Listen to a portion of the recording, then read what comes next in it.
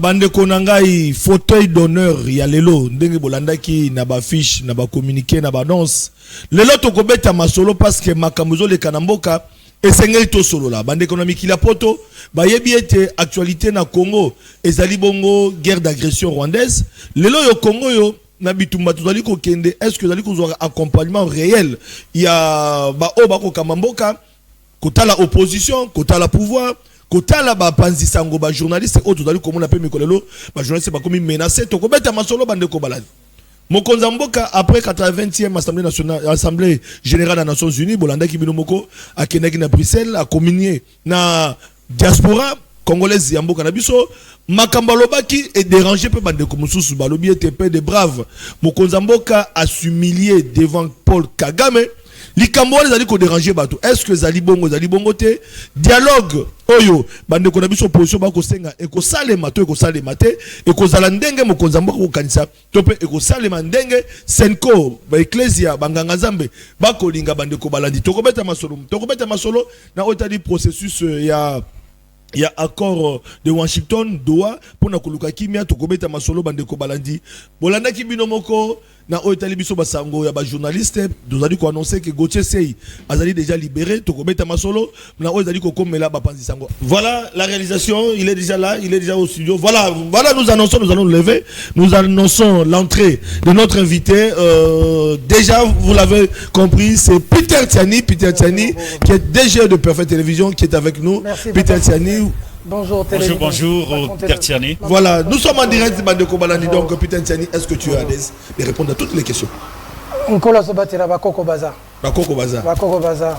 Kimbangwaza, Lumumbaza, Mamadou Ndalaza. Alors, Peter Tiani, DG Perfect Télévision, parce que nous sommes des journalistes, on constate un fait. C'est des journalistes menacés, arrêtés, Gauthier Sey et tant d'autres. Votre lecture? Mbote mingi esika confrère Gauthier Sey Azali, nous avons basé à Bimaki samedi après interpellation naie. Pas si Mboka na biso ezalaka. On moni ndenge tozota Mboka. Na ba pays structuré, na ba pays développé, journaliste a na valeur. Journaliste a mutu ya malonga. Mais na Mboka na biso tozaka na valeur so politicien a na lote. Ndako pesa biso valeur. Ndako ya même na plateau na biso avandi à cause de 2 heures du temps avant na ba technicien bazolia bazomela na mikola comme na valeur comme un ministre comme un député comme un nani mutali boso ya malmena kezaka biso ne tous ba faiseur de Dieu ba faiseur de ses hommes mais malheureusement bazaka na respect na biso te yango na loba tous ba confrère faut ba kozala liboke pour ceux ba simbi moko ba simba biso nyonso tous êtes le maillon faible de la chaîne et pourtant ça yango tous puissance à makasi Moussala na biso échangera makambo belé. Gauthier Sey azalaki interpellé. Nazalaki nae. Tozalaki nae na parquet. C'est par là que nalingaki vraiment na pesa longoni na musicien faire egola. Ngai nalingaka faire egola mingi nalingaka fali pupa mingi. Pour la génération na biso ya lelo bango nde pena lobi tozalaki bato wera, bato jibe. Il y a une période bato a Kofi, bato a papa, musique est en bolera bongo. Na mona ki ya kota la Gauthier na butu to na ba minui na Gauthier yaki et toucha yanga mingi. Gauthier tikali mobali ti abimi to kumisi nzambe. Na yoki pe il semblerait que plainte Mousso César contre Ndeko na biso aza oya kanela kinga na plateau ba manga ba question Patrick Lokala. Bon na yoki il semble mais selon ton là ça li ba recoupement bazo yebisa biso que plainte wana tantôt plutôt tantôt ezate ngai yebisa maman Judith Soumino na musala kitoko ya zo sala lelo na mboka parce que makamno ce sont ba dollars makamno ce sont les ba construction to bosa na teke ça sous impulsion en chef de l'état mais premier ministre ezaye na otu ko mona yeko ke na Congo central campagne ya sali na sepela ngo makasi ngai na pesa longoni ya place azali pena yebisa maman na moment to za lelo et ça, les journalistes ont dit Mpiaka pour défendre le Congo. Et ça, les journalistes ont dit risque d'affronter Kagame pour défendre le Congo. Donc, on gagne le côté celui qui est na biso yo, tout ça na école. Il y a sa maman première ministre, biso za ba journaliste to ko sala musala malamu ya ko accompagner na musala zo sala pasi nanga sala kaka mingi nemsa mama likambo mingi na Twitter na roulage ba bomaka o sango bimaka ya ba garde na yi pour ça ngo to bango soutien ici nande na senga ka mama soka kotanga na Twitter ata geste kuna ezalaka pona ko attaquer te ezalaka pona moni loko ko koma biso so tutambola ngaine je me suis lancé la manœuvre na poids lourd bata moto ka ne basala boyebi abetanga mutuka bu asalaki na batu mibale ba mama mibale ba mama na ba pumwa ba koela mutuka batu batombi tant choc comme entre mutuka na ya moto tu sais les gens sont toujours du côté du faible hein yo za la mutuka za neti fort batu mingi bakenda kota moto mais ça ko bossa na kaya moko ko poussa na bango ça moins compliqué mettons ba moninga na kiti na zoom ta moto na matisi na mutuka na zoom maman azalaki na ye na matisi na mutuka na zoom na ndeko bazalaki na balaki 3 na matisi na mutuka nga moko na memi bango tina mama yem na soigner bango mettons ba sambisi biso ba moni ke moto azalaki na tort pendant que bazo sambisi na mama yem na butu moto akimi bon après na kenda sur la police on a PCR à l'époque il y a boulevard na moni ke sur négocier sur moto na ya moto na zo monsieur pour moto benga papa Peter ou le gars na TV moto la yango na lié sakabana na mo na question na bimisi sur moto na bimisi lié moto une manière de dire que maman yoza maman oza première ministre biso perfect télévision biso nyoso toza pena prêt à accompagner musala yozo sala mutako gagner na affrontement wana azate na affrontement na minute toza na affrontement na batu misusu en tout cas toza na affrontement na ba baza ennemi ya mboka mais na musala yozo sala maman Judith Suminwa boyebi nga na TV na yebi ndenge babanga ka mutu te na respecta ka mutu nyoso mais musisa oyo bangisaka na yebi yango te 2 fois boloko ya mabe do makala 4 fois en heure plus de 10 fois ba cacho périphérique ba cicatrice ezala nzoto donc nzete betela kake to betama na betama ya kubetama ya population ya batu ya PPRD à l'époque il y a batu ya ANR to betama solo de copie donc émotion ezebele eloko ya banga appeler zakate et puis ngasa yakuza mais ça maka mususu la paix des braves est important na maka mususu donc au moni biso na corporation za au trahir peuple sur outil maman na corporation za mingi soko simbi moko na biso soko simbi moko na biso au simbi biso nyo ah ba face na biso le loto ko ba mélanger outé donc les lotos zo biloko ngai place nyo so journaliste za na problème ngana sala ndeko Flavien je me souba kangio na matete na butu ah tu peux appeler nga passe vous savez je suis dans une DPS de Franck Diongo on ça pas rebelle lelo a memi biso to recouvrir le na siège na tena temple et pas na beta mo zala ka wana na ngo beta masolo la te mais voilà atakayo voilà ça c'est na kati yebi système na zo baba conflit zimba voilà ba ndeko balandi bazo taquer confrère moni solidarité ça joue soko simbi moko na biso merci biso to neti nzoto so nous sapé ça un problème nous allons parler maintenant de vous je pense que non moi je voudrais un peu ajouter quelque chose hein. On reste toujours dans ces dossiers des arrestations de journalistes puisqu'on est journaliste hein. La charité bien ordonnée commence par soi-même avant de passer à autre chose. Peter Tiani, nous avons remarqué qu'il est de plus en plus fréquent hein, de voir des journalistes congolais interpellés de manière brutale, hein, souvent à l'aéroport. Vous avez été victime aussi à l'époque où vous 9 étiez fois. Journaliste de l'opposition. Aujourd'hui, vous êtes du pouvoir. Alors, j'étais journaliste de l'opposition. Oui. Du peuple. Nous allons y revenir. Du peuple. Les journalistes, on les arrête comme si c'était des fugitifs, comme si c'était des personnes inconnues. Pourtant, ces personnels des médias sont connus, exercent librement ici au pays.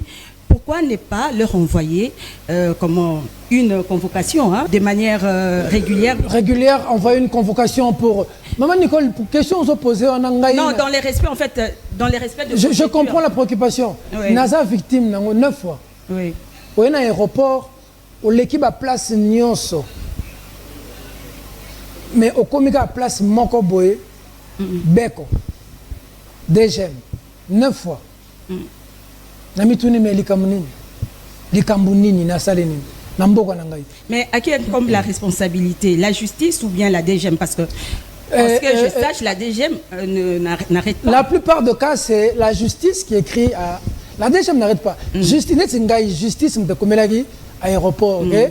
Nous voyons un acteur au Bimabo gérer, netikaka, à dangereux. Il fallait qu'il y ait la justice, que l'on les logo, ça nous a pris le temps que ça nous a pris. Au bout du compte, il n'y avait rien.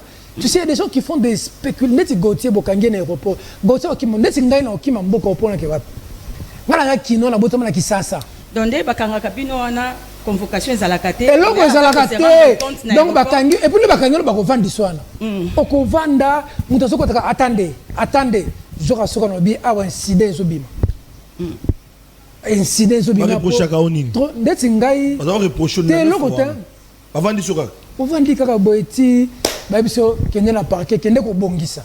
Ok na parquet boy. On rate à vol, on rate vol. Tu rates le vol. Mais c'est quoi batunisa ke sous-souté hein? C'est quoi bako tungisanga li sous-souté parce que raison ba on ko tungisela ngai o ba on ko kanisela ngai. Na mutu na bango ezate. Parce que tu vois les gens pensent que quand on critique, on est contre le régime. On n'est pas contre le régime. Tu vois? Aujourd'hui, je suis à l'aise de critiquer parce que les gens comprennent que même si je critique, na contre parce que le président de la République Moutou azaka contre eux. Parce que je faisais la communication du président Moïse. Tout ce que je faisais. Tu vois, les politiciens ont leur agenda. Mais nous, on est des journalistes. On est des spécialistes en communication. On a tangi communication, on a tangi marketing. Comme pour Nangaï, il y a communication. Nebi comme mususu te. Donc pour nous, nous sommes mutu. Nous sommes événement, ils ont muki au commission, au pesango pesanteur à Makassi. Nous sommes na sali ngwana. Ça dit que nazui mutu produit. Un produit doit répondre à un besoin. Et il y a, parce que le produit est beau, tamaka, naissance, croissance, maturité, déclin. C'est marketing, il est natangango. Au sein de la publicité, la promotion des ventes. Publicité, ça, pour attirer client vers produit. Promotion des ventes, ça, qu'on soit produit, qu'on met mango vers client. Dans un des téléphones. Savoir c'est bon. Ce qu'on bimi balé la baki c'est 3. Promotion. Publicité, ça, téléphone. Au moniango, ils ont telle fonction, ils ont telle caméra, ils ont pour attirer. Donc ça, la si on a vu que teka, na teke loko, donc na tangiango. Si quoi, tant on a teka Kyungwa Kumanza, tant on a teka Moïse Katumbi, tant on a teka Mama Denise, tant on a teka Félix Tshisekedi. Si quoi yo, ils ont la bateau pour faire boy azoteka Moïse Katumbi bien, c'est que Mama Kamususo yo, bateau Moïse Katumbi bateau ça la yé pas ça na kati dibo kangai. Parce que bateau bavanda ka ba boulé loko. Mais on accuse aussi certains journalistes de tomber dans la diffamation, de ne pas exercer d'une manière responsable, parce que notre métier, quand même, ceux qui tozo salango n'a toute responsabilité, mais les journalistes, monsieur Balobi, bako takana ba diffamation, il y a un problème, tout sans preuve. Il y a un problème. Tout ça. Nous avons développé, France, États-Unis et tout. Lorsque tu donnes liberté, rimakana libertinage, hein? Non, c'est ce que je vais expliquer. Lorsque tu donnes une information, on appelle cet exemple. Achille Kadima a vu par exemple un document manko, il y a service manko boye, il y a présidence a publié. Document on a est vrai. Nous appelle cet exemple, nous supposé. Namboka na biso. Ce qu'on peut si information. On a vu par exemple, les suppositions et les soloté. Que par exemple Nicolas Kazadi, na conditionnel, Nicolas Kazadi azalaki na simama kama ba lampadaire. Mbongo autant et bungi. Yo peut cette information. Aujourd'hui bata cour des comptes ba zube élément ba pesi au tien public. Aujourd'hui bata assemblée nationale au tien public. Aujourd'hui IGF élément probant en tant que journaliste au tien public. Ce que Nicolas Kazadi a siliki alobi ke o diffamé ye. Ezala ya solo makambolobi. Ezala ya okuta bakangi. C'est comme ça que nous on se bat pour le délit dépénalisation du délit de presse. Parce que le bambo comme ça dépénalisation ça sont journalistes lobby vérité. Asa la capacité de prouver beaucoup ko kangaité. Donc nous musala IGF bande ko sala na lingeti. On appelle si mbote place za nzamba za la naye na retraite qui toko na musala malonga celle na mboka o. Ceux qui journalistes sali yango ba okanga o. Et ça na sens hein. Nous avons développé journaliste et sauveur mboka. Mboka na biso ceux qui batuni ba preuve kuna zalakate te ba preuve za rebelle. Et puis comme moni na mboka na biso journaliste za neka maillon faible. Ba kanga yene ti muyibe. Ba oneto fandi be bato ba kota be bazunga pena boye ba kena ngai mon journaliste politique balinga vérité. Politique balinga vérité et puis nenga ko bondela yo pour l'ex-information pas na yo. Il n'y a pas plus ingrat que les politiciens congolais. Baza na ingratitude moko batouana. Ça dépend comme ma place. Ce qu'on m'a nenga ko benga na téléphone. Ata 10 fois. Même ko la ko koma wana. A changer d'abord le numéro de téléphone hein.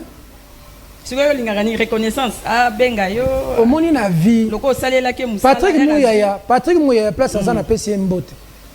Patrick Mouyaya katembo excellence nzamba za na yo. Musala ki toko zo sala pona mboka oyo ba génération future ba ko reconnaître. Parce que ça permet ba jeune ouais génération na biso a osala musala pona mboka na ye. So bengi ata na minuit o yambo na. Ah wana yamba même so komeli. Patrick Mouyaya maza ministre. Agenda pe numéro T hein. Soko bengi ata na minuit o yamba yo. Eliezer Tamboué, mon ami, il est devenu ministre. D'abord, quand il devient ministre, lui-même qui commence à m'appeler, dit, Naza comme ministre aux Alpes. Mais ça n'a pas tout. Ça dit, Mokili, ça mbanga yantaba. Lelo ya yo, lobi ya moninga. Patrick Lokala. Ndego Peter Tiani Malembe. Quelques questions. Ça pour la polémique. Boni Ndego Moïse Katumbi. Ndeko Moïse Katumbi, je présume, n'enga na moni na ba vidéo azamalamu. Activité mo le na Kasenga, na mona ki fou les alaki belé. Asala ki message audio adressé message na bato Kasenga. Azozanga bato katanga mingi président Moïse Katumbi. Asala mutu mingi ya guerre te mutu ya paix. Azamalamu je présume. Problème est ça président Moïse Katumbi. Vous présumez. Je présume dans le sens que. Oui, mais ça n'a pas été. Ça libanda. Ça na katanga natal na été na kashobo na été. Yango tika été. Te. Wa kenda exil. Na répondre à la question. Na sisa koto otela ya koto. Ça dit que le président Moïse ne ozo moné wana. Ah mutu malamu. Ngana ko le kana TV tena le bagé Moïse Katumbi za mutu mabe. Mabe ngana na français ingratitude. Pour m'aller bosser na matana jet privé, c'est Moïse Katumbi qui m'a fait ma fille. Je vais y revenir. Mais au moins, le problème, c'est que les leaders na biso et un entourage. Président Moïse, Patrick Lokala, pour vendre un milliardaire, il a donné à tout le monde ça grâce. Moïse Katumbi est un milliardaire en dollars. Je répète ce que j'ai dit. Moïse Katumbi est milliardaire en dollars. Et il y a des rares Congolais, pour que je ne dise pas aucun, mais c'est des rares Congolais qui savent respecter un collaborateur et le mettre dans les conditions requises. Moi, j'étais l'oreille et l'œil du président Moïse. J'étais dans les meilleures conditions. Je ne veux pas mettre à défi même Batou, au bassin du gouvernement, mais Patrick Lokala, tu sais que moi, Peter, j'étais dans les meilleures conditions. Nous avons fait la campagne électorale du président Moïse Katumbi. J'ai demandé un jet pour les journalistes. Nous changeons de village par jet, il y a des journalistes. Jean-Marie Azosa la émission à TV, Jean-Marie Kassamba, Kouloutou Nabiso. Parce que le cas c'est un bongo, à 7 mois à morgue.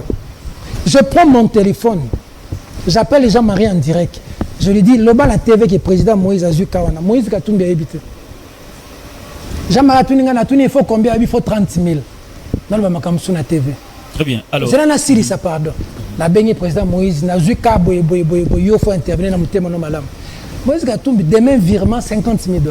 Jean-Marie Kassamba est vivant. C'est-à-dire quelqu'un comme ça, il m'a besoin de l'élo. Moïse Katumbi, il y a une bonne entourage basa divisé. Salomon Escadé la baza, a mis tout. A mis tout et ça le président, premier le président Moïse Katumbi. Mais ça n'a entourage Moussoussou, même le président Moïse Katumbi, permet à Joseph Kabila. Il a solo le président Moïse Katumbi personnellement, n'a pas dit que n'a pas pour ça la communication, n'a pas dit Kabila te. N'a pas jamais de la vie. Je n'ai pas une haine envers Kabila, mais j'ai des blessures dans ma vie. Je ne peux pas. Moi, j'ai vu le président Moïse être chassé de ce pays par Kabila. Sauf Félix Tshisekedi, Moïse Katumbi a quand même candidat. Toi, tu as risqué ta vie avec le président de la Cour constitutionnelle, quand on disait que Katumbi sera candidat, il ne sera pas candidat. Il a quand même été candidat. Félix Tshisekedi l'a affronté. Mais Kabila l'a chassé de ce pays. Le président Moïse voulait rentrer par Kasumbalé, ça, on l'a bloqué. Directeur de cabinet à président Moïse, comme le 8 Moulongo, Kabila Kangaye, moi si n'est pas la crise, la choc, quand on a collaborateur à Moïse Katumbi, moi si n'est pas à Koufa. Tu vois, on a Kabila, moi si on a Ndengeni. Délice Sanga, on a Kabila. Marche sur Salema, Nakitambo, il y a une personne qui Thérèse déjà d'été. Quand Thérèse Kapanga l'a mouru, Délice Sanga était là, non? Alternative, vous avez monté Kabila. Malembe. Ça veut dire que même vous avez beaucoup s'organiser, vous avez failli, vous avez moukwege. Vous avez une alternative à Tshisekedi. Tout est dans Kabila, tout est dans Tshisekedi, tout est dans Kabila. Donc, vous avez quantité de Kabila, vous avez tatana maman là. Mais après tout, faut le Diongo, nous sommes dans la rue, avec Diongo. On arrive à Sévigné, on tire sur nous par la garde républicaine. 4 personnes meurent. 4 personnes meurent sur place. Je risque ma vie, je filme. On poursuit mon caméraman. Il s'appelle Arnaud Massamba, il est vivant. Tout ce mur. Aujourd'hui, nous, avec Kabila. Ils se foutent de la vie de qui? Ils se foutent de nos vies. Je sais que nous avons un wana. Nous avons finga ye. Nous avons telemela ye. Nous avons un dialogue. Nous avons un dialogue au Salema. Tu sais d'après ce moment, nous avons Luka. Tu sais comme excellence. Tu sais comme bien. Tant que vie la banque a changé, ma caméra ça bien. Le peuple la vie ne va pas changer. Biso ce que nous savons, biso ça ça peuple. Dialogue changer na mboka. Mon collègue tu sais dans vendre dans les politiciens. Et puis c'est bango yo nanga zonga sala boy yo zoa boy bango nyonso babenga Tshisekedi excellence vina yo na yanga na peuple et au changer na nini yango ngana ebisaki bato spécialement Salomon Escadela qui était un grand frère à moi. C'est-à-dire ngana ye tous en ba relation familiale ton légui sa relation politique na ebisé spécial président Moïse ce chemin je ne le prends pas parce que Kabila yemoko accueilli na est. La gestion et le régime UDPS, parce que le régime UDPS, c'est le peu il faut dénoncer le leur. Pour ça, on a toujours aider chef de l'État. Pour ça, on a neutre. Il faut que ma belle opposition, tu as ma belle régime UDPS. Kabila, comment laissez-moi vous relancer. Laissez-moi vous relancer. Mais Kabila a mis Kabila tient ma colonne à Goma. Pour ça, contre Tshisekedi, côté le régime Tshisekedi, et la question qu'il y a un Bakagame était. Congolais côté le Tshisekedi, allez Tshisekedi a Kende, mais il y a Kagame. Il faut que ce cycle où Kagame décide de qui dirige le Congo cesse. Kagame a dirigé ce pays pendant 18 ans. Kagame a pris Mouzé Laurent Désiré Kabila. À la question de rébellion, il y a Congo. Mouzé a été autobéti Mabok. Nous avons été Rwandais. Tant que nous avons Mouzé a moni que ça va Rwandais, chef d'état-major, James Kabare, c'est Bango Sikoyo, Bokanga Bisakana Bino, Bokende. Baroubé va se retrouver dans RCD, va attaquer Bisso. Mais quand Mouzé est mort, Joseph Kabila, son fils, entre guillemets, est venu. Quand Batou va combattre Mouzé. Oh, Rwanda a utilisé un travailler à Kabila à 18 ans. Et Robert a été ministre de décentralisation, chef coutumier, pendant 10 ans dans ces pays. Local, les dirigeants congolais doivent cesser d'avoir des liens avec le Rwanda. Nous devons couper ces liens. Pourquoi ma ministre na Congo, pourquoi ma gouverneur, pourquoi ma président, Kagame a décidé. Félix Tshisekedi dans le pouvoir, Kabila a envoyé des gens au Rwanda pour que Kagame accepte Félix Tshisekedi. Tu es au courant? On a envoyé à l'époque Caleb, Delphin Kaimbi, parce qu'ils avaient dit qu'ils ont fait leur deal et tout. Sur le problème de Tshisekedi, il fallait convaincre Kagame. Et je finis par là. On a beaucoup sous-estimé Tshisekedi. Je termine par là. 2 minutes. Tshisekedi, papa Naya Koufi, dans le rassemblement, président Rassop.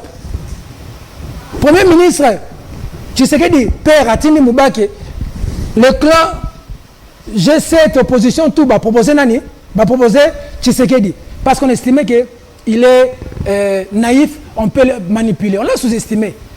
Kabila, Nanga, Balobini, Totia Tshisekedi, Toko manipuler. Quand Quand Tshisekedi dit qu'il n'est pas faible, croyez-moi, moi je comprends ce qu'il dit. Hein. On a beaucoup sous-estimé Tshisekedi.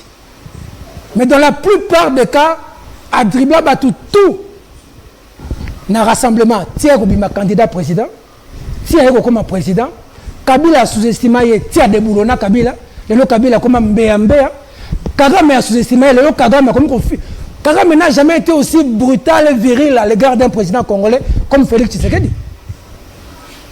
Parce que Tshisekedi est en train de faire des choses. Tu sais, c'est pas facile pour un Kagame commencer à dire oh, il est vide, il est ceci. Comme le niveau en Apolline. Tika s'il vous plaît. Nazo kota kaka soka yena lobby.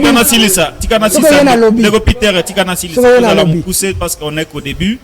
Nego Peter Tiani, aux Alakina de Moïse Katumbi Chapoué. Lelo aza officiellement allié à Ndeko Joseph Kabila Kabange, accusé, condamné par l'État congolais pour haute trahison parce qu'il y a Zalina Kagame, Azalina M23, alors que Moïse Katumbi Azanaye.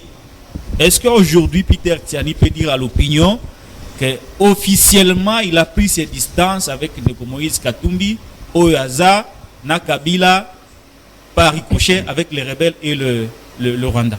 Patrick Lokala, devant la nation, devant ma conscience, parce que dans la vie, si tu veux prendre une décision, peu importe ce que les gens peuvent dire, prends ta décision d'abord avec ta conscience. Sois d'abord avec ta conscience. Pour que quand tu vas dormir, quand tu vas te réveiller, que tu ne te dises pas que je suis allé à gauche. Le choix que nous faisons gouverne notre vie tout entière. Il faut être fidèle à soi-même. Officiellement, j'ai pris mes distances avec le président Moïse Katumbi et avec le parti ensemble. Je peux me tromper. Je souhaite bonne chance au président Moïse Katumbi. Je peux me tromper. Jamais de ma vie, jamais je défendrai les gens qui ont pris les armes. Jamais de ma vie, je défendrai quelqu'un que j'ai combattu hier comme Joseph Kabila. Je l'ai combattu. Je l'ai vigoureusement combattu. Il ne peut pas revenir. Je pense que si Kabila aimait même ce pays, il peut utiliser au sein du PPRD, au même Inakwazat, à cause de l'alternative. Nous tous azate, kakaye. Erreur à Salaka et Moton Azara pouvoir. À Salaka la caméra, à Salaka la Katumbi. Katumbi, à Salaka alternative. Yamalonga. Oh, Kabila, regarde, la biso. Ou liab, abenganaye. Voilà, c'est le Kabila, Tchaka Katumbi. Ndelelo. Makamousé, ça bon côté. Mais il y a un Salaka la Katumbi. Katumbi a régné na Katanga. A sali Moussala Malamu. Il y a un Kabila porta Katumbi plainte. Il y a un Kabila bengana Katumbi. Batouba Koufa. Les locaux Katumbi na Kabila basangani susu. Tu penses qu'il y a de la sincérité? Kabila na Katumbi bakutana na Lubumbashi. Monseigneur Fulgence. Maintenant Kabila Kei, Katumbi a sa la campagne, Kabila a soutenu. Aujourd'hui, adversaire il y a Tshisekedi et comme Kabila. Et pourtant hier pendant les élections, deuxième challenger il y a Tshisekedi, deuxième c'est Katumbi. Même du point de vue politique, Kabila a absorbé Katumbi. Donc tout ce que nous avons pu faire, même auprès du président Moïse Katumbi, a servi à quoi aujourd'hui?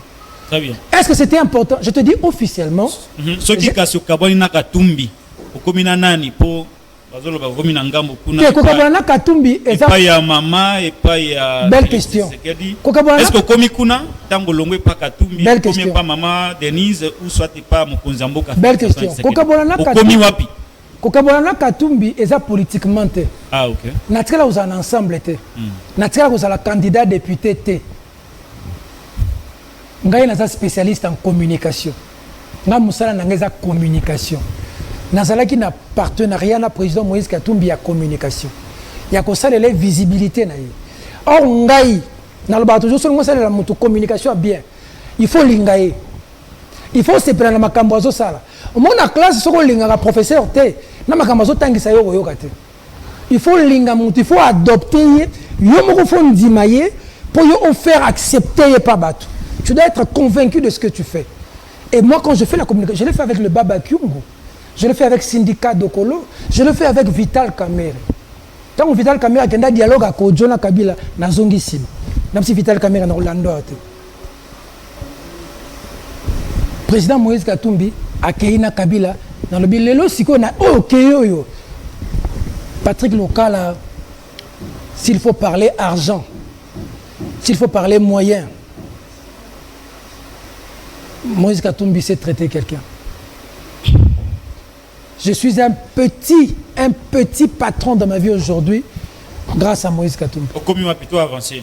Avec, ça dit la Lelo. La minute aux hommes, la minute Congo. Ça dit 100% Congo. 100% nazo répondre. Congo. Congo. Et pas tu sais que libéré, on se met ma bébé, on a ça d'accord. Congo. Flavien Roussaki, la menace qui pèse sur notre pays aujourd'hui, on doit vendre le Congo. À vous entendre parler, c'est comme si vous aviez un problème personnel avec Kabila. Je ne sais pas si vous avez dégagé Kabila. Au lobby que Kabila, Azana Katumbi Azana Kabila, et c'est pays sérieux, Tezamabe, Sylvie Mandoki, Azana M23, tout ça. Donc vous confirmez que Katumbi, Azana M23. Pourtant, vous avez la communication avec Katumbi, à l'époque où vous avez la réconciliation avec Kabila, vous étiez là. Vous avez dit que vous avez appuyé, vous avez belle question. Belle question. Très belle question. Parce qu'il ne faut pas aussi continuer à passer, il faut avancer aussi. Très belle question. Très belle question. Vous êtes libre de changer hein, si vous ne partagez plus. Très belle question, maman. Na répondre. Oui. Rencontre à Kabila na Katumbi na Lubumbashi na Kendate. Na Boera au Kembe. Mais je voyage avec les confrères journalistes. Je voyage à Bande Konanga. Je voyage à 15-20. Tu journaliste congolais, il y a Kinshasa Zalate, na Kendate. C'est l'une des raisons. Là, ça, président Moïse Katumbi na Oyate. Pour mes convictions personnelles, Boyo la maintenant Zalate. Na Kendate. Et pour la communication sur Yangote. Na Twitter, compte Twitter en langage public. Na Boya. Makamba Kabila na sala kangote parce que asalanga pasi. Asala na boloko sous Kabila. Moi j'avais un frère. Quel rapport avec oui mais Kalev c'est qui? Quand Kalev appelle quand Kalev il faut pas que je me fâche. Il y a pas de non, faut pas que je me fâche. Explique-nous alors. Kabila est méchant. Il est méchant. Oui, il est méchant. Bon. Il n'est pas gentil. S'il aimait ce pays, il n'aurait déjà pas choisi Chadari. Il pouvait choisir comme dauphin, il pouvait choisir Matata, qui faisait le poids. Il pouvait choisir Katumbi. Il pouvait. Il n'aime pas ce pays parce que quand nous étions dans la rue, on ne méritait pas les coups de balle. Nous étions sur la Makambo Tepo, dans la dimension Moussuna au Sidika. Moi j'étais à. Bon, c'est là quand même Kassipo. Moi j'étais à poids lourd. Eliezer Tamboé est vivant. Flavien est vivant. Hein? Général Kassonga est vivant. Basuna Général Kassonga est vivant. Eliezer Tolongwa. Mbila est vivant parce qu'il y a biso tozawa mais ba unité ozo ya tebi bangote balata ba kagul. Parce que beta babal. Bato ba bomo ba rosimu kindi banani ba utaka wapi. Tu sais il y a un rapport qui disait que les gens des M23 sont venus tirer les Kinois ici. Quel était le mal que les Kinois ont fait? Marcher dans la rue pour dire à Kabila de respecter la Constitution. Ça méritait vraiment être tué. Bon, à part Kabila, il n'y a pas d'alternative. Vu on est aux abonnés à Congo, à part Kabila, on a Tshisekedi. Nous avons dirigé Bissou Azate. La vie s'arrête à Kabila et Tshisekedi. Martin Fayulu aussi était avec Kabila. Martin Fayulu est parmi les opposants aujourd'hui qu'il faut féliciter. Lorsqu'il y a des prises de position, contre la République, Martin Fayulu lève sa voix. Et le docteur Mukwege. Nous sommes attaqués, nous sommes agressés. Notre pays est en train de partir. Les opposants n'en parlent pas, mais Fayulu en parle. Mukwege en parle. Maman Nicole Pocho. Génération na biso c'est la génération où a assisté la balkanisation à Mboka Ote. Donc vous confirmez que Katumbi est avec les M23. Katumbi est avec Kabila. Kabila est avec les M23. Kabila nous a dit que les histoires du M23, les aspirations, les légitimes aspirations au peuple congolais. Mais Kabila a boumé M23. Biso na bitumba Kabila na M23 tout soutenir Kabila. Tu es ici que attaquer Bango, plus Zamboka. Les gens sont morts. Mamadou Ndala est mort dans ces pays. Le drapeau du Congo contre M23. Ils ont tué Mamadou Ndala. Ils ont tué Baouma. Ils ont tué Mbouza Mabé. Ils ont tué les gens du drapeau. Et les Congolais qui sont morts, les non-militaires, non-vaillants, Kabila les a oubliés aujourd'hui, qui se battaient sous les drapeaux. Le Kabila a commis contre M23. M23 a continué comme un militaire congolais. Et il y a des Congolais qui peuvent suivre un individu comme ça. C'est un homme à arrêter, ces messieurs.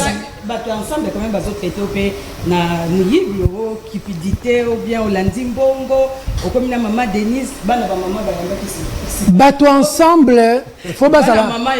Bateau ensemble, faut pas ça na choc. Parce que l'ensemble, nous avons communiqué pour la. Moïse Katumbi azala Moïse Katumbi azala mbongo. Azan exil, batunyo sa parti ne baké batiki parti. Peter Tiani Moutabaka. Exil eza passé. Comment les Diongo ouvrent leur gueule en exil? Ils sont pris en charge par qui? Katumbi prend les gens en charge. Diongo azali candidat président wa Ebek azana au rap national était mais fanatique. C'était des candidats pour vendre leur candidature. Et ils sont non, ça veut dire que non. Nicole, pardon, c'est là. Tala, to riva quand même terre. Moïse Katumbi a na mbongo belé. C'est là pardon. Et puis Moïse Katumbi me traitait bien. C'est que vous la communication est eh, maman, yozo bima mboka pena ok poto na jet. Ba logé on a temps, c'était temps mususu comme hôtel onim. Na Louise na Belgique. On fout à 350 € par jour. Oko ki mamta bongo pour l'argent. Non, pour l'argent. Hein? On te dit que cette Jeep est na kati ya capot ya Sika Bentley. Ba bisio ki yayo. Sur côté Katumbi s'est traité des gens. Alors, on a quand même ça dit que Moïse Katumbi. Tu comprends que à cause de somme ya $100 000. Au moment où les gens parlent, hein, tout le bateau. Katumbi est un monstre du point de vue de l'argent. Et pas Kabambongo est belé. Au Colombo pour la mbongo, tu as le couteau, il y a un bateau belé. Tengai. Bon, bref, ça dit qu'il fallait justement, le président Moïse fallait président Moïse Azala, Namboka, à sa l'opposition, le président Moïse Katumbi. Place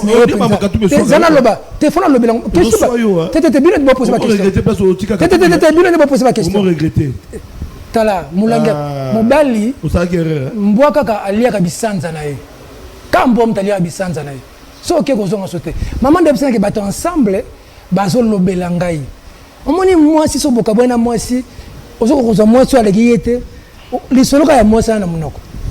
Tala, président Moïse Katumbi, Pena sur Otalier. Entre Kosalayena Kabila, Nakosalayena Katumbi, Moutoune, Penezanan. Ba Congolais va répondre à la place nanga. Président Moïse Katumbi. Yé kozala na Kabila, na kozala na Félix Tshisekedi. Mutu na ye pena izanani. O pela mutu na ye. Tshisekedi atiki biso Moïse Katumbi na Joseph Kabila na Félix Tshisekedi. Baba Kimu atiki linga Moïse Katumbi na Félix Tshisekedi. Pierre Lumbi atiki linga Moïse Katumbi na Félix Tshisekedi. Syndicat de Kolo atiki linga Moïse Katumbi na Félix Tshisekedi. Vrai ou faux? Comment il va faire ça? Il va réveiller Pierre Lumbi qui a quitté Kabila. Conseil spécial en matière de sécurité, Atiki Kabila. Alors, on va dire quoi à tombe de Pierre Lumbi? On va dire quoi à Baba Kyungu? Pour finir un message. Pour finir le Kyungu, moi, Kyungu, on va finir un réseau. Politique et sanitaire, le Kyungu place dans le PC Mbote. Hervé Diaké, ça c'est Moïse Katumbi. Un brillant frère dans le PC Mbote. Le Kyungu, ça, na Félix Tshisekedi. Ne divisez pas une famille. Respectez la mémoire de Baba Kyungu. Respectez la mémoire de Baba Kyungu. Baba Kyungu nous a laissé Félix Tshisekedi et Moïse Katumbi. Ça a été une erreur grave dans Moïse d'aller chez Joseph Kabila. Une erreur grave. Il y a des réactions. Abraham Massala depuis Paris qui pose sa question parce que Bayamba Tshisekedi na Bruxelles, dans Paris, Bayamba qui va Yamba Sousou à Bruxelles, à Paris, tu sais que les République, où il y a communiqué qui na diaspora, peu de braves. Les loyaux, tout le monde est entré dans le combat. Tout le monde dit Batunion sur la côte Nabitouba. Tout le monde dit mobilisation, il y a des Congolais contre l'agression rwandaise. Kagame, tout le monde négocie n'a été. Tout le monde dit Mokonzamboka, à l'objet de M23, n'a pas panthère à cause de la bangote. C'est pour dire Kabila Mokonzi a M23 à cause de la bangote. Na do Rwandenge moko, à cause de la Kagame na Washington. À cause de la Doha. Pour tout le monde, il y a accord de paix. Mais les lois yo télémédi Kabila parce que Azana na Moïse Katumbi. Mais quand on a bango, parrain na bango, ceux qui te le Kagame. Mais oh, tu sais qu'il y a ça à Bruxelles. Kotandre mais na Kagame. Kagame wa bomisi bateau. Oh bateau so baza ko lela. Lelo tu sais qu'il y a comme côté ya congolais que Kagame a modèle. C'est l'homme opposant. Yo lolo yo oboyi Kabila oza ndeko na yo. Mais tu sais qu'il a préféré ko so na Kagame. Yo za wapi. Tout ça le problème na Kabila, tout le problème na Kagame. Même président des États-Unis, à ce cas sur Zelensky na Poutine. Tshisekedi a le mandat du peuple pour engager le Congo. Bah on déplace à Rwanda place exacte peu comme Mboka Mususu. À Rosalaka pemel na biso. Donc problème à Rwanda na problème à Congo. So numéro 1 Rwanda yaka, numéro 1 Congo yaka ils a bango mbali. Tant que Tshisekedi obi, tout ça la paix des braves ngana yo. Toi mi bali. Pesanga mbote si c'est là qui c'est loko moko on moni biso to tanga classe mo mukie ba je bisa biso na dissertation soko so disserter na sujet de discussion l'avortement par exemple oza contre avortement tant on so banda ko pesa ba idée na yo li boso zala na pour après ko so ça na contre pour ça na belema ebele. Ça dépend où tu sais que Diazo Yebisa Kagame que peu de braves. Tu sais que c'est le moins important c'est Yebisa ba rebelle na yo. Babi manamboka na ngai. Kagame a siliki. Pourquoi Ndeko Flavien? Et c'est là le problème. Et c'est là que je vais dire aux Congolais. Naba traité à Bamboka Nyonso dans l'Occident. Naba accords internationaux. Pays moko akoko occupé pays mususu te. Ce qui pays moko occupé pays mususu, faut pas mande comme mususu ba ko sunga bino benga na bango. C'est comme Rwanda ebike so ba ebike yem officiellement ça na mboka. Ba pays ko ko tia pression. Il faut alla ki sala mokili ke problème to sala ngoza yete. Et c'est un problème congolais. Flavien Roussaki makambu to so solo lo balelo. E bandi su Tshisekedi. Babandi biso na AFDEL. Babimisa biso musée. Baena ba RCD babimisa ba Robertwa. Baena ba CNDP. Le problème c'est quoi? Le problème c'est il faut donner un visage congolais à l'occupation rwandaise. Le lombo ezokende. On enseigne au Rwanda que selon la cartographie, une partie de l'Est, parce que nous on a été colonisés par le Belge. Les Rwandais ont été colonisés par les Allemands. On dit qu'une partie du Rwanda, quand les Belges ont repris le Rwanda, Rwanda, Congo, Rundi. Donc, Bongo, Congo, ils ont parti Moussous, à Rwanda, côté Sapanabiso. Il faut pas récupérer pour faire la République Imatuti. Il faut d'abord comprendre où on va. Et ça va se faire avec qui? Parce que pour Kagame, il y a une partie du Congo qui doit annexer au Rwanda. Maintenant, la procédure d'y arriver, c'est comment? C'est la manipulation congolaise. Le Congolais est manipulable. Dans la stratégie de manipulation, le maïs, on appelle ça. M-I-C-E. Manipulation, bien. Quand tout le monde a un prix, dans la stratégie de manipulation, on a maïs, M est un money. I est une idéologie, C est un chantage, E est un ego. Peut-être dans des émissions plus élaborées, j'expliquerai ça. On vient, on te donne de l'argent. On te dit, fais ce travail. Si Flavien a un bon, tu as 50 000, 100 000 à côté, tu as une idéologie. ba Rwandais beno na mbongo ba sombi ba Congolais bozo rébellion oyo bola que ça bino biso to sana sima ba Congolais oyo bazo adhérer na bango te par mbongo balongo na mani ba na i ba bengango idéologie. Comment on fait? Il faut chercher les convictions politiques ou religieuses. Par exemple, nous nous battons pour la cause Tutsi. On est en train de menacer le Tutsi. Tout Tutsi se sent concerné par ça. Le Rwanda voit que le champ de Tutsi commence à se restreindre. Il faut élargir le champ. On a dit combien ça soit Tutsi et combien il y a swahiliphone. C'est-à-dire que ça touche aux esprits. Tu sais que la fibre tribale, swahiliphone, combat la biso. Oh, c'est de la manipulation. Ça, on appelle ça l'idéologie. Le C, c'est le chantage. Le chantage, c'est ce que les services font. On veut te prendre par l'idéologie, on ne te prend pas. Par l'argent, on ne te prend pas. On te piège. On prend un sextape de toi, on te piège quelque part comme Poutine a fait à ses adversaires. On te brandit. On te dit, tu fais tel travail. Si tu ne fais pas ce travail, nous allons publier ça. C'est le chantage. Et l'ego, c'est il y a des gens qui ont tellement... on parle de la mégalomanie. Donc, ce qu'on commissie ayoki malamu. Ce qu'on utilise les leaders qu'on flattait ego na bango pour leur faire des choses. Je ferme la parenthèse. Et tu verras qu'aujourd'hui, tout d'abord la guerre du point de vue diplomatique. Du point de vue diplomatique, la diplomatie congolaise se bat avec la diplomatie rwandaise et la diplomatie congolaise de l'opposition. Il y a des leaders de l'opposition qui sont allés aux États-Unis, qui ont sorti plus de 8 millions de dollars. Banani. Avant la matana plateau, bayebi singai.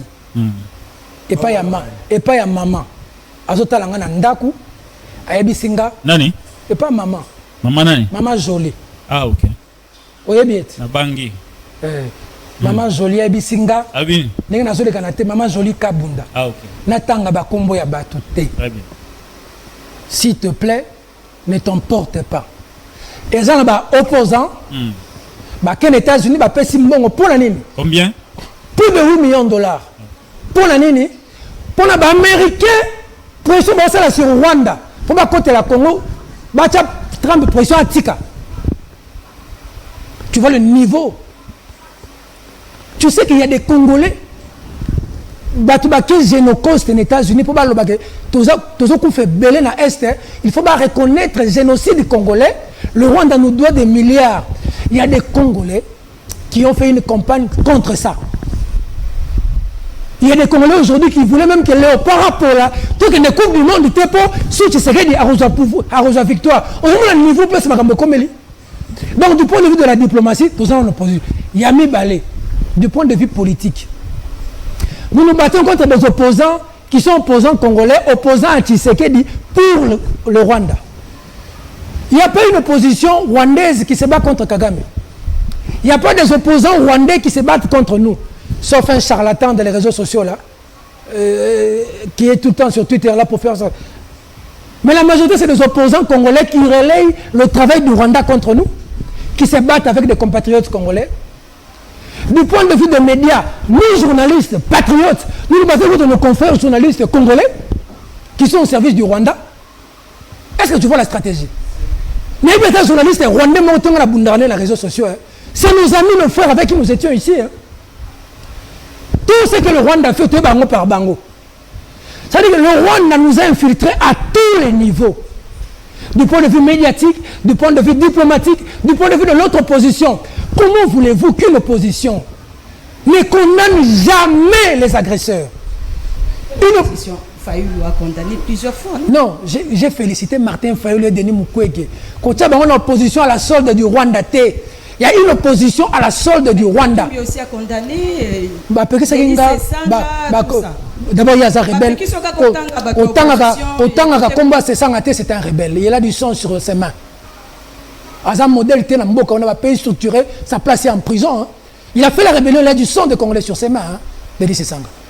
Parce qu'on oublie l'histoire de ce pays. La rébellion ne peut pas être un raccourci pour prendre le pouvoir. Même le dialogue qu'on veut faire là, moi je suis contre. Mais c'est le président de la République. Contre le dialogue. Il y a un élément on doit suivre. Avant de suivre le pardon. Au moins, il y a un dialogue tout ça. Il y a un dialogue. Pour résoudre le problème, il y a un dialogue. Voilà, il y a quelqu'un qui va réagir. Nous sommes en direct. Envoyez vos questions, n'appelez pas. Salut Togundola, je confirme que Peter est sage, intelligent et patriote. Et je suis Chiswaka Mboui Calvin depuis la province de Kinshasa. Excellente émission. Pouvez-vous dire à Peter Tchani que je vais suivre son idéologie? Azala mon thème. Tout ça là-bas jeune, on me dit le lot. Ce que jeune moi bimisi mutubo peut perdre yibio. Ce jeune moi bimisi mutubo yibio. Tout ça là.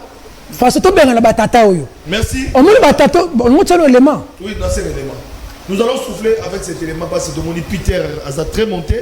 Il nous reste que 15 minutes. Il faut tout tika la sujet ou tout tika la faire des braves dialogues et voilà.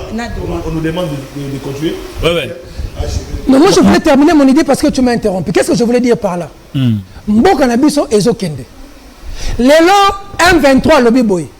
Pardon, si Silisa Poboto Tuna Mituna. De Peter.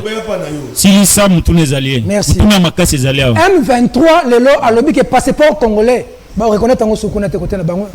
Bazana mikanda na bango. Banque rwandaise m'tezo financer tout ce qui se fait là-bas. Laisse-moi parler avant que tu prennes ton élément. La lutte parle contre Tshisekedi, je suis d'accord. Mais que la lutte aille parler à Goma. Si elle a la liberté là-bas. Il y a une prison souterraine où on torture des Congolais. Sous prétexte qu'ils sont en contact avec le gouvernement congolais, on tue les Congolais. Une prison souterraine, les Goma, où les M23 nous tuent. L'honorable Kassé Kwamedi, que ton M23 bakoti, militaire congolais Mourabatamaki, Aboma Pena M23 ta 10. On n'oubliera pas cette image hein, où nos militaires sont en train d'être dépouillés. Pas militaire rwandais. Une humiliation. Nous avons été colonisés par les Belges. C'est fini. Nous n'allons pas être colonisés. Pardon, Kende Botika Ngana Silisa. Botika Bakoko. Botika Bakoko. On ne va pas être colonisés par les Rwandais. Kimbango Akoufa pour l'hôtel mais la Belge. Lumumba Akoufa pour l'hôtel mais la Belge. Mamadou Ndala Akoufa pour l'hôtel mais la Rwandais. Monseigneur Moudi Rwanda Est Akoufa pour l'hôtel mais la Rwandais. Monseigneur Kataliko Akoufa pour l'hôtel mais la Rwandais. Baouma, Bouzamabe, Basoda Nabiso, Bakoufa pour l'hôtel mais la Rwandais. Monsieur le président de la République, on sait sa dialogue, Tobunda. Voilà. Okay. Tout défendre ma belle, Bakoko Nabiso. Tout ça l'armée. Moi je crois en notre armée. Monsieur le président, trop c'est trop. On n'agresse pas le Rwanda. On n'attaque pas le Rwanda. On défend notre territoire. Félix Tshisekedi, Lelo, c'est un symbole, il y a unité nationale. Imagine Lelo, Babomi Félix Tshisekedi. Pourquoi aujourd'hui, moi je tiens le flambeau, le drapeau? J'ai dit au président de la République, les gars, les bossomis sont dans la cime. Mais il n'est pas militaire. Parce que, non, c'est lui qui donne l'ordre.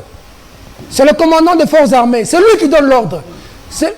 Lelo, c'est Babomi Félix Tshisekedi. Unité nationale. Maman, pardon. Soit Babomi Félix Tshisekedi, écoute, la crise, imaginez. Même la vie de Félix Tshisekedi est un symbole, il y a unité et stabilité à Mboka. Il faut le soutenir aujourd'hui, être derrière lui. Pour défendre ma belle Nabiso. Ceux qui vont rwandais, Biso. Maman, pardon.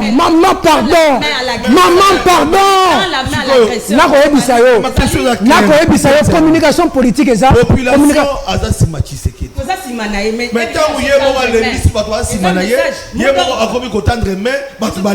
Je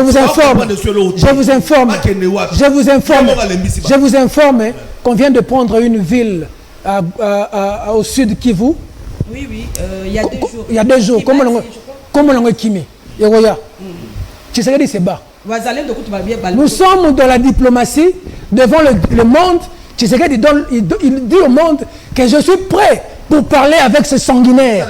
C'est ça le langage. Je suis prêt, moi. Vous dites que c'est moi qui ne veux pas la paix.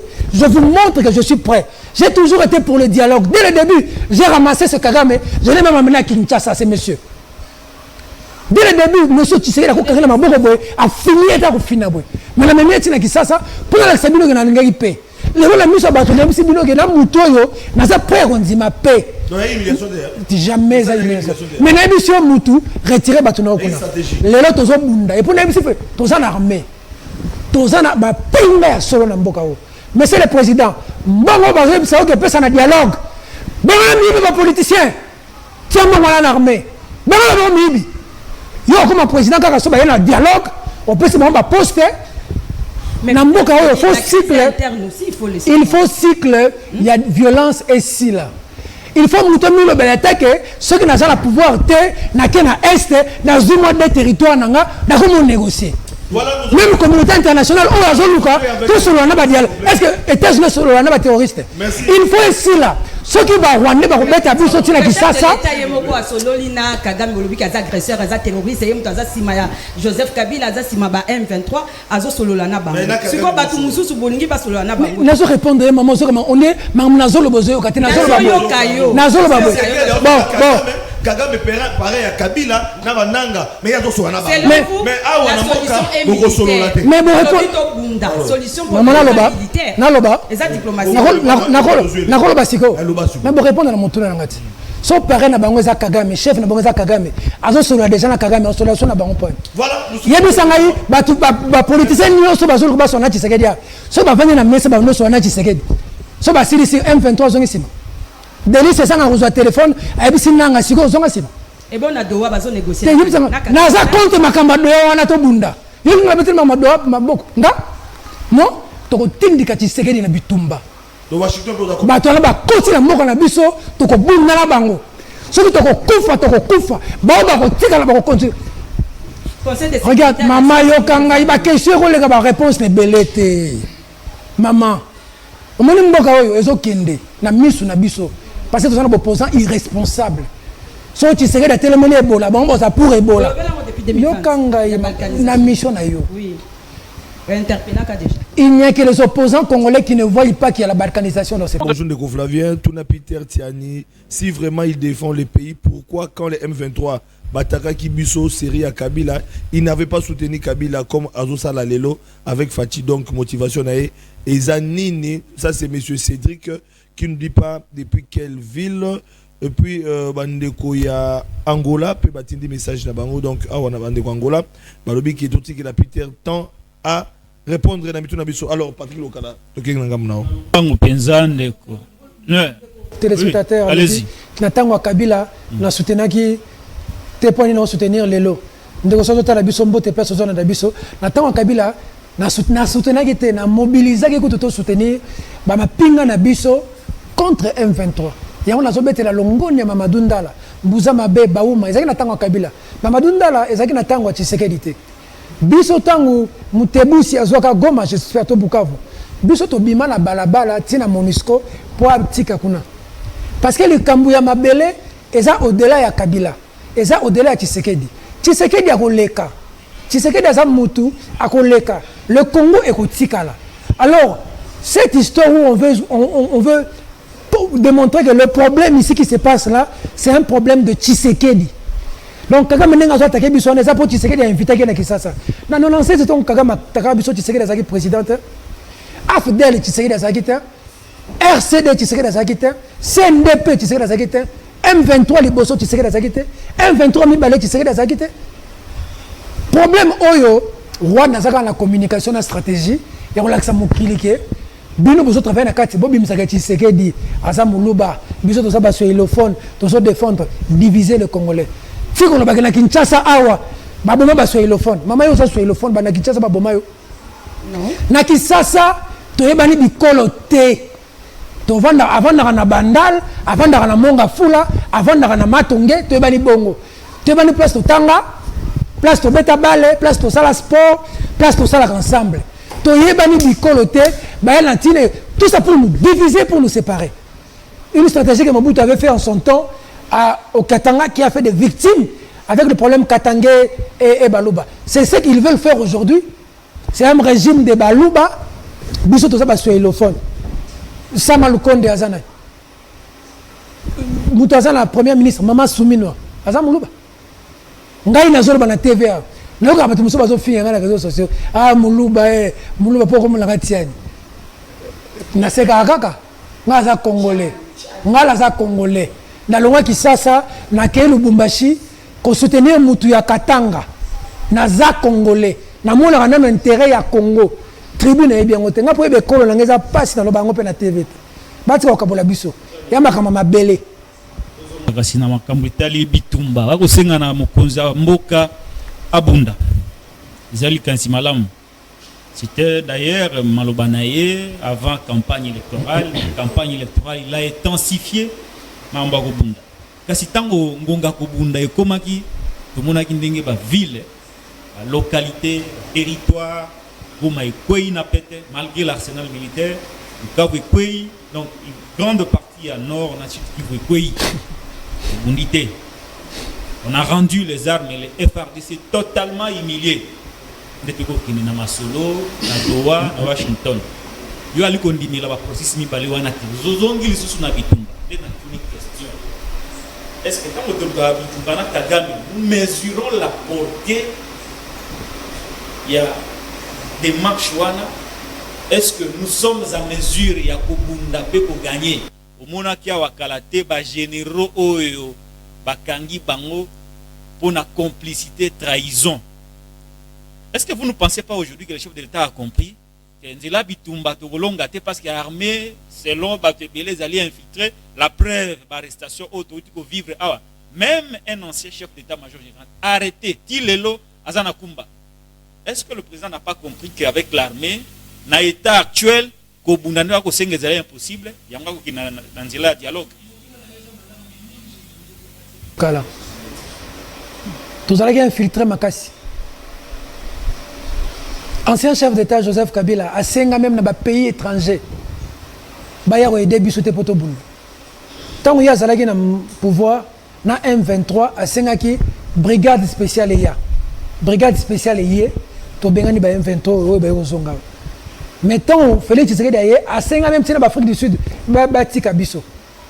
Et comme il avait encore ses sbires ici dans le pays, Tshisekedi ndenga tambola on est grâce à Nzambe. Infiltration, c'est à niveau moko imaginer. Le nettoyage et salemi. Armée aux alengo Patrick local. Bisso la première guerre mondiale de 1914 à 1918. Tobunda na Rwanda. Il y a eu un certain Paul Panda. Congolais mingi ebiete. Bakanga ekutu prisonnier na Rwanda. Pour guerre mondiale, Rwanda c'est colonie allemande, bisso colonie belge. Allemagne na belge baso bunda na Europe. Bisso awa tobande pe bitumba tobeta bango Mobutu biso to na ko nzoto ya mutu na Rwanda. Mobutu atindi ba commando ba brigade spéciale ba bem na ba tema solo to kota ti Rwanda to zwa nzoto to yana na mboka ba ko essayer. Voilà. OK, continue. Pourquoi? Parce que la sima ya ba Rwanda so ke mwana tonde sinzungu se ke mama na yaza na se Rwanda za makasi te na ko isaka biso kaka parce que pour deux éléments. Élément liboso na sima ya Rwanda ba multinationaux na ba puissance internationale. Et puis yami balé infiltration na biso moko. Émission to ko sala oyo. Bato ba ko contenir biso ça ba journaliste congolais. Ba journaliste rwandais te. Ba journaliste congolais. Peter Tiani allié mbongo Tshisekedi, yango so défendre Tshisekedi mboka te. Fati na mona été jour so ça na 2021 ne la kutana na ye. 2021 na makamba concertation na mona été to solo la raté maman Denise nyaki ko jour ali suka na mona ye na décembre to kenaka maman yambi biso bien. Ouais, répondez maintenant à la question que Mboka comprendre. Ça veut dire que je suis en train d'y revenir. Justement, c'est ça. C'est impossible. Ça dit que Lelo Patrick Local. Kosenga m'entendu, mais lui a kosenga na yabunda mais na terrain Patrick Local. Ouais. Sans trahison de notre armée toko beta ba Rwandais. Physiquement, spirituellement. Tokobeta bango toza l'armée à solo, toza la mapinga à solo. Mabesa Mamadou Ils sont makasi na maloba. Mamadou, au moins problème ça na biso ça. Ils sont makasi na maloba. Au moins Patrick Local le service est important dans mboka. Ouais. Infiltration. Bo Vandiawa, Peter Bossa na émission oui mais boba que Peter à sa telle place. Ce qui n'a pas TV, tout ça infiltré la minute. Oh non, c'est tout ça là. Attends, monsieur, ici, les moutons, quand je peux savoir les bandes, tout ça neutralisé. Le service secret rwandais nous avait beaucoup infiltrés. Au point qu'il y a beaucoup de choses qui se passaient chez nous, ils avaient l'information. Même les tenues. Vous voyez, tout le monde, les tenues, la bine, les tenues à faire des bon, moi, il y a un engam. Vous voyez, bon, là, tu as brassé la rouge. Pour Bunda, beaucoup de gens ont brassé la rouge, mais tu sais, je te dis le cas là. C'est une prise de conscience collective. Mouzé avec quelle armée? Mouzé Laurent Désiré Kabila avec quelle armée? Mobutu Azaki Makasi. Mais tu as Mouzé Nenga Outara Kuna Ayeti Kisasa. Armée Mobutu Bundara te poigne. Tant que infiltration côté. Armée Mobutu Koko Bundate.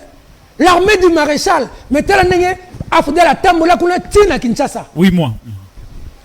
Vous imaginez l'armée maréchal. Pourquoi? Parce que ça ne pourrit pas de l'extérieur. Ça pourrit de l'intérieur. Niamaoe Bomarlo Utaranakati. Tant qu'on a 4 armées, quand ici venait, maréchal a dit que baso bundate. Bake baso minduki misusu, baso ba munitions mususu. Et le Congo, ils ont trahison à Bissomoko. Le cas na Bissio sans la trahison de nos frères. Rwanda Robundana Bissoté. Tous en ma pinga ya solo, tous en ma nduki ya solo, tous en ma soda ya solo. Moi je crois à nos compatriotes. Bissoto beta ka Rwanda, ata la balle. To beta la bango balle na mboka na bango, to beti bango. Ben invoquer banganga na bango, to invoquer banganga na biso, to dominer bango na mboka na bango. To kozalaka sous colonisé par les Rwandais. Biso to ko boyango na biso. Mboko ezali po ba nommer yo. Il faut ça en acquaintance par Rwandais. 18 ans durant. Il faut ça en deuxième, troisième femme rwandaise, to burundaise, to ougandaise, to quoi, tu te retrouves dans ces pays. Hein? Ces histoires doivent finir. Le Congo aux Congolais. Merci. Le président de la République aujourd'hui doit savoir qu'il y a un compatriote qui lui dit on a suffisamment parlé qu'on meurt pour notre... De toute façon, c'est sa cause loyale. Avec Mouzé Laurent Désiré Kabila na mboka oyo, tomba Rwandais ba attaquer biso, ba koka biso te poigne. Parce que peuple a yebaki ke eza likambu ya mabele. Lelo communication bennemi, o ba sombi ba journaliste pas na biso. Eza ko laksa peuple ke eza likambu ya Tshisekedi, eza likambu ya mboka te. So Mouzé Laurent Désiré Kabila qui ça va finir biso. Biso ne mutu to attaquer ba Rwandais. Les Rwandais ne nous aiment pas. Hein. Ba Rwandais ba lingaka ba kinois te. Merci, Peter. En 1959, Poto Longwa pas belge. Kisasa, 4 janvier. À l'époque, Léopoldville. Peter Tiani. Kisasa, où est-ce Kisasa? Où est-ce Kisasa? Nous sommes Kinois. Où est-ce un million? Où est-ce un zéro? Tu bangas Moutouté. Merci, Peter. Tu respectes la Moutoutou. Peter. Rwandais a dirigé Bisso na Congo T. Bisso ba Kinois. Toboy. Voilà, dernière question. Dernière question, il y a Madame Nicole. Bon, et une dernière question d'actualité. Ouais, je vais ramasser un peu ma camion à lobby. Une question. Oui, rapidement. Au Conseil, il se tient aujourd'hui au Conseil de sécurité des Nations Unies. Hein, Macambouya. Processus IAP à Doha, hein, la mise en œuvre, il y a processus IAP à Doha à Washington. Peter Tiani Yolobi que Yosa contre Makambouana, donc ils ont considéré déjà que RDC est perdante na Makambouana ko simbate pour les londes bazo discuter les États-Unis na ndenge nini ya ko benga na FDLR hein? FDLR et puis na bateau ya M23 bazakuna. Donc pour na yo ndenge nini RDC et ko gagner ou bien ko Tolandi vidéo. Ce qui Russie na Ukraine, on interdit à l'Ukraine d'occuper la Russie. La communauté internationale lève le ton, non? Pourquoi on ne doit pas intervenir aux Rwandais de nous occuper? On est occupé par les Rwandais. La communauté internationale, de fois, est laxiste face à notre situation. Il faut un rapport de force. Nous devons dire à la population, nous sommes attaqués. Une partie de notre pays est occupée. Occupée par des Rwandais qui ont utilisé des Congolais qui ont mis là Mais est-ce que quelque part, qui va m'empêcher moi de changer la constitution?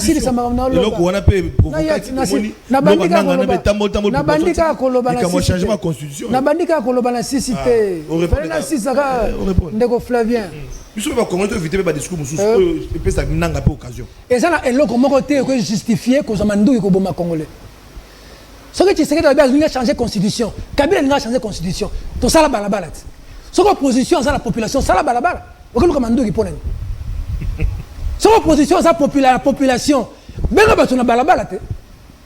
Lorsque le pays est attaqué, les vrais leaders, tu sais que dit-on va attaquer Bissau qui n'a pas Mobutu, le Cap Martin, tous adversaires, mais Mbok les a attaqués.